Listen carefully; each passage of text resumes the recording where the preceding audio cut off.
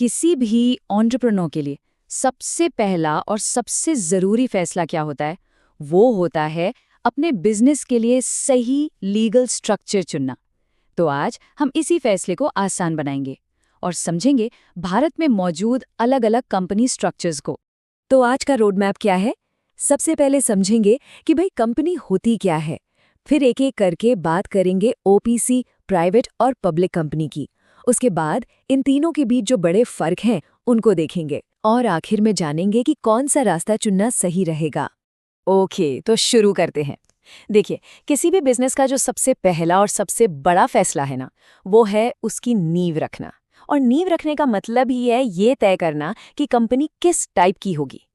मान लीजिए एक जबरदस्त बिजनेस आइडिया है, बहुत बढ़िया, पर अब आगे क्या? उसे हकीकत कैसे बनाएं? बस यहीं पर कंपनी के स्ट्रक्चर को समझना सबसे जरूरी हो जाता है। तो चलिए, सबसे पहले बात करते हैं सोलो एक्ट की। मतलब वो स्ट्रक्चर जो अकेले चलने वालों के लिए बनाया गया है, यानी वन पर्सन कंपनी, या जिसे हम ओपीसी कहते हैं। ये उन लोगों के लिए है जो अपने शो के अकेले स्टार हैं। तो आखिर ये ओपीसी है क्या? देखिए, बिल्कुल आसान भाषा में, ये एक ऐसी कंपनी है जिसमें मेंबर सिर्फ एक ही इंसान होता है। लेकिन मजे की बात यह है कि ये काम बिल्कुल एक स्टैंडर्ड कंपनी की तरह करती है। ये अकेले बिजनेस करने वालों को एक फॉर्मल पहचान देने का एक जबरदस्त तरीका है। और यही वो नंबर है जो इसे सबसे अलग और खास बनाता है। सिर्फ एक, जी हाँ, एक वन पर्सन कंपनी शुरू करने के लिए बस एक ही मेंबर चाहिए। कितना सिंपल है ना? अब बात करते हैं इसके फायदों की, जो कि काफी दिलचस्प है। सबसे पहला, सेपरेट लीगल एंटिटी। इसका मतलब यह है कि कानून की नजर में कंपनी और उसका मालिक दो अलग-अलग चीजें हैं। दूसरा, लिमिटेड लायबिलिटी, यानी अगर बिजनेस में कोई नुकसान होता है तो मालिक की पर्सनल प्रॉपर्टी सेफ रहती है। और तो और, इसमें 15 तक डायरेक्टर्स हो सकते हैं और हर साल एनुअल जनरल मीटिंग करने की भी कोई जरूरत नहीं। चलिए, अब सोलो एक्ट से आगे बढ़कर बात करते हैं एक छोटी टीम की, यानी प्राइवेट कंपनी की। ये वो स्ट्रक्चर है जो कुछ लोगों के एक साथ मिलकर बिजनेस करने के लिए बनाया गया है। तो एक प्राइवेट कंपनी की असली पहचान क्या है? असल में इसकी पहचान है इसके नियम, इसकी पाबंदियां। इसे एक तरह का क्लोज्ड क्लब समझ सकते हैं। क्यों? क्योंकि इसके शेयर्स आसानी से किसी बाहरी इंसान को ट्रांसफर नहीं किए जा सकते और ना ही आम पब्लिक को पैसा लगाने के लिए इनवाइट कर सकती है। मेंबर्स की गिनती को लेकर भी यहाँ कुछ पक्के नियम हैं। एक प्राइवेट कंपनी शुरू करने के लिए कम से कम 2 लोगों की जरूरत होती है और ये टीम ज्यादा से ज्यादा 50 लोगों की हो सकती है, उससे ज्यादा नहीं। तो ये है वो कुछ खास पाबंदियां जो एक प्राइवेट कंपनी को प्राइवेट बनाती हैं। पहला, शेयर ट्रांसफर पर रोक है। दूसरा, पब्लिक से पैसा नहीं उठा सकते। तीसरा, कम से कम 2 डायरेक्टर तो चाहिए ही चाहिए। और चौथा, कंपनी के नाम के आखिर में प्राइवेट लिमिटेड लगाना कंपलसरी है। और अब बात करते हैं सबसे बड़े स्टेज की, यानी पब्लिक कंपनी की।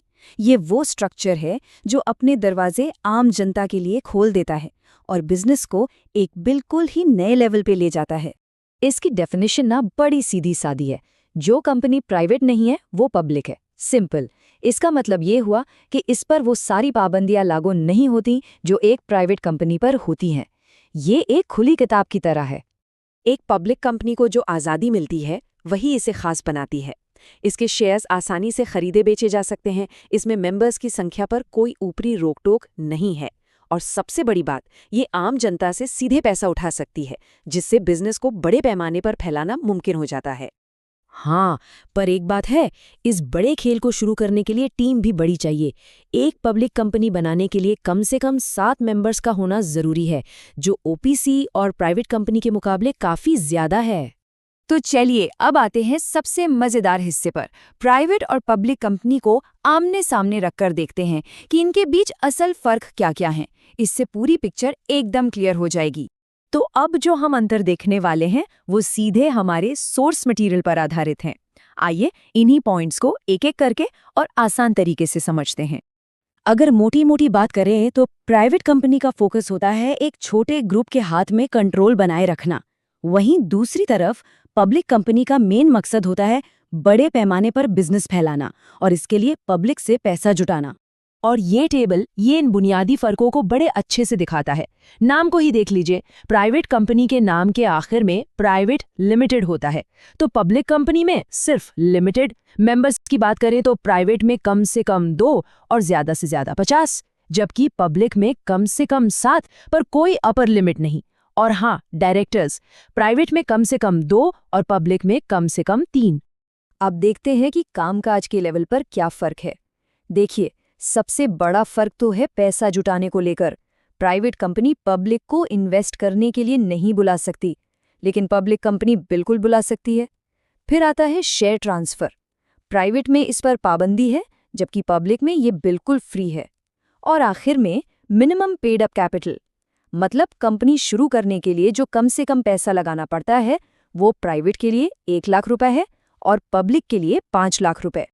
तो हमने इन सभी स्ट्रक्चर्स को अब समझ लिया है।